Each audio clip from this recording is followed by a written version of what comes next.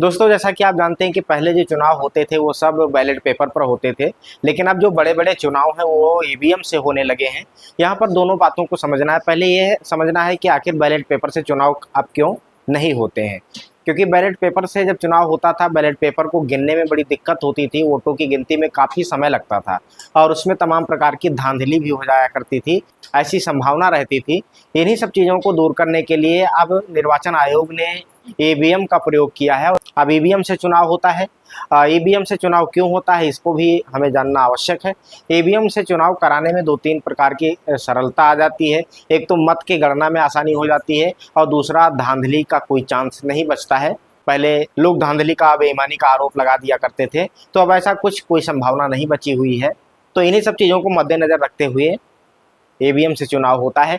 पिछली वीडियो में हमने आपको बताया था कि ईवीएम से चुनाव कैसे होता है। इस वीडियो में हम आपको बताएंगे कि आखिर ईवीएम से मतगणना कैसे होती है, कैसे ईवीएम से मतों की गणना की जाती है। आइए समझते हैं। जैसा कि जानते हैं, ईवीएम होती है इलेक्ट्रॉनिक वोटिंग मशीन। ईवीएम में 3 यूनिट होती हैं। वो तीनों यूनिट को वोट पड़ने के बाद में जो मतदान अधिकारी होते हैं, वो मतदान अधिकारी उसको सील पैक करके और उसको ले जाते हैं और स्ट्रांग रूम में जमा कर देते हैं। ये मैंने आपको बताया था। एक वो डेट जो फिक्स होती है कि इस दिन मतगणना होगी, काउंटिंग होगी, उस दिन क्या होता है, स्ट्रांग रूम खुलता है। हमने कहा था निर्वाचन आयोग जिलाधिकारी को जिला निर्वाचन अधिकारी नियुक्त करता है और जिला निर्वाचन अधिकारी यानी डीएम, डिस्ट्रिक्ट मजिस्ट्रेट, अपने सहयोग के लिए आरओ को नियुक्त करता है। आरओ और एआरओ की नियुक्ति होती है जो पूरे मतदान को संपन्न कराते हैं, चुनाव को संपन्न कराते हैं। तो स्ट्रांग रूम का खुलना, ये जो मैंने बताया है, सबसे पहले सुबह क्या होगा कि स्ट्रांग रूम खुलेगा, बिल्कुल निगरानी में, सीसीटीवी की निगरानी में वो खुलेगा। वहाँ पर आरओ और संबंधित अधिकारी इकट्ठा होंगे। इसके बाद में क्या होता है, जहाँ पर मतगणना होती है वहाँ पर तमाम बेंच बनाई जाती हैं। एक हॉल में बेंच बनाई जाती है, यानी कि काउंटर बनाया जाता है। एक काउंटर पर ईवीएम को पहुँचाया जाता है। पूरा उसका लेखा जोखा होता है, अधिकारी उसको ले जा करके और काउंटर पर रखते हैं।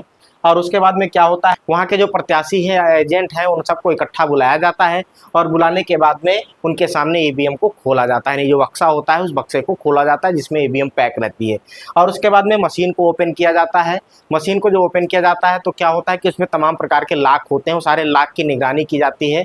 जो अधिकारी, संबंधित अधिकारी होते हैं, उन अधिकारियों की निगरानी में उसको खोला जाता है कि किसी भी प्रकार से कोई दिक्कत ना हो, कोई गड़बड़ी ना हो, कोई ये आरोप प्रत्यारोप ना लगा पाए कि ये मशीन खुली है या खोली गई है, इसका लॉक टूटा है।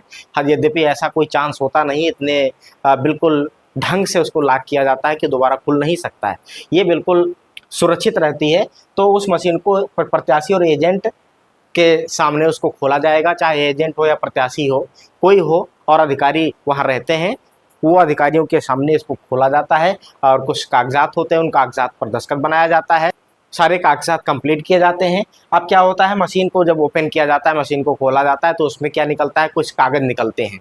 वो सारे कागज, सारे प्रपत्र को निकाल करके और बाहर रखा जाता है।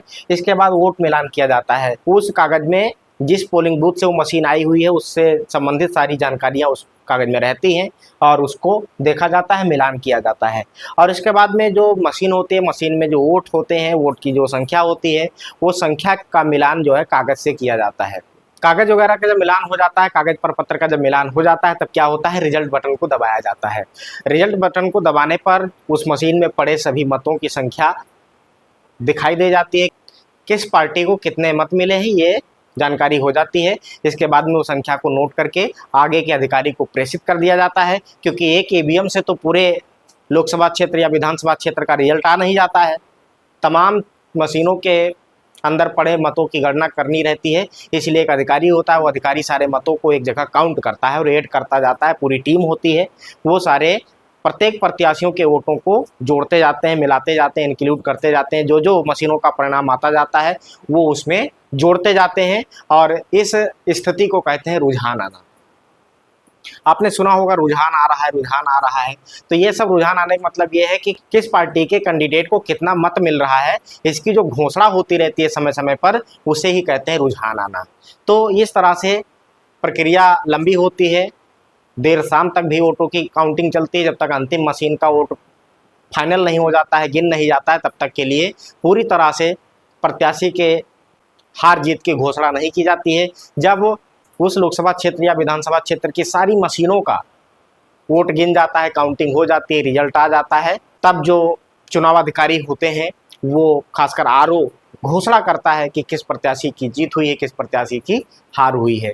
और ये जो मतों की गणना का काम है, ये मतों की गणना स्ट्रांग रूम के आसपास होती है। वहाँ पर बहुत व्यवस्था की जाती है, काउंटर बनाए जाते हैं, प्रत्येक काउंटर पर अधिकारी लगाए जाते हैं। वो अधिकारी अपनी निगरानी में मतों की गणना करवाते हैं। प्रत्याशियों के किसी भी प्रकार की असंतुष्टि पर जो प्रक्रिया है, उस प्रक्रिया को अपनाया जाता है और परेशानियों को सॉल्व किया जाता है। तो जो मतों की गणना है, ये मतों की गणना थोड़ा कम समय में, ईवीएम से मतों की गणना कम समय में हो जाती है और रिजल्ट आ जाता है।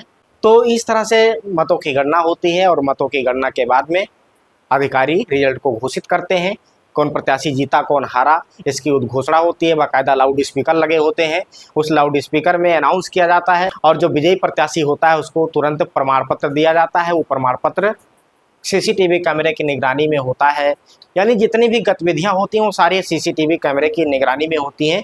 किसी भी प्रकार से कोई आरोप प्रत्यारोप ना लगा पाए, इसलिए सारी सीसीटीवी कैमरे की निगरानी में प्रक्रियाएं अपनाई जाती है। जो विजयी कैंडिडेट होता है वो अपना प्रमाण पत्र लेकर के निकलता है बाहर। उसके जो समर्थक होते हैं फूल मालाओं से लाद देते हैं, स्वागत करते हैं और इस प्रकार से मतगणना का कार्य खत्म हो जाता है। तो इस वीडियो में इतना ही। मिलता हूँ एक नई वीडियो के साथ, तब तक के लिए नमस्कार, जय हिंद, वंदे मातरम।